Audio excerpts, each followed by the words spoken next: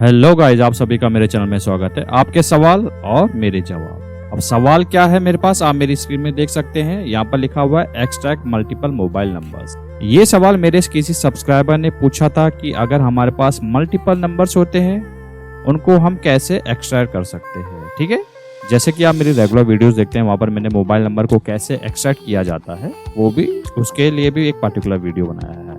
अगर आपने वो वाला वीडियो नहीं देखा है तो उसका लिंक मैं डिस्क्रिप्शन में दे दूंगा, वो वाला वीडियो वॉच कर सकते हैं। ठीक है, उस कंडीशन में सिंगल मोबाइल होगा, लेकिन यहाँ पर हमारे पास मल्टीपल मोबाइल है। ये सवाल जो मुझसे पूछा था वो गणेश जी ने पूछा था। ठीक है, आइए तो मैं आपको सॉल्यूशन देता हूँ। जैसे कि आप देख सकते हैं मेरे पास लिस्ट है, करेक्ट है।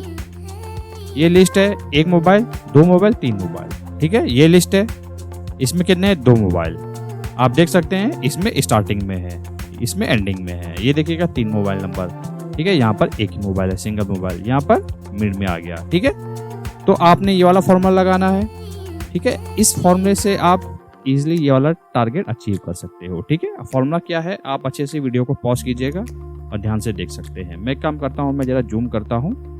ठीक है, थोड़ा सा वीडियो यहाँ पर पॉज करता हूँ, आप देख सकते हैं फॉर्मूला यहाँ पर मैंने लिखा हुआ है। ठीक है, आप देख सकते हैं ट्रांसफॉर्म मैंने क्यों किया होगा, क्योंकि मल्टीपल्स मेरे पास वैल्यूज आती है मोबाइल नंबर्स, तो उनको ट्रांसफॉर्म में किया होगा। ठीक है, अलग अलग रोम में, अब अलग अलग कॉलम में मैंने उनको डेटा पुट करके दिया है। ठीक है, ना इफ एरर क्यों लगा होगा, आप सभी को मालूम होगा। इफ एरर कोई वैल्यूज एरर आता है तो वो लगा सकते हैं। देन फिल्टर किया है, देन मिड किया है, फाइंड किया है, सब्स्टिट्यूट किया है, row, indirect, lane, each number, made, find, substitute, row, indirect, lane. ठीक है, तो अगर मैं एक एक करके आपको स्टेप टू स्टेप बताऊंगा तो ये जो वीडियो है काफ़ी लेंथी हो जाएगा, तो इसीलिए मैंने आपको शॉर्टकट में डायरेक्ट फॉर्मूला यहाँ पर लिखा हुआ है। इसका आउटपुट कैसे आता है वो आप देख सकते हैं। और आपको बताना चाहूँगा ये वाली फाइल जो है वो डिस्क्रिप्शन में दे दूंगा, वहाँ से आप ये वाले डाउनलोड कर सकते हैं। ठीक है, अगर आपके पास कोई और डेटा होता है वहाँ पर पुट कर सकते हैं और आउटपुट ला सकते हैं। ठीक है, एज इट इज़ मैंने ये देखिएगा, एक काम करता हूँ, मैं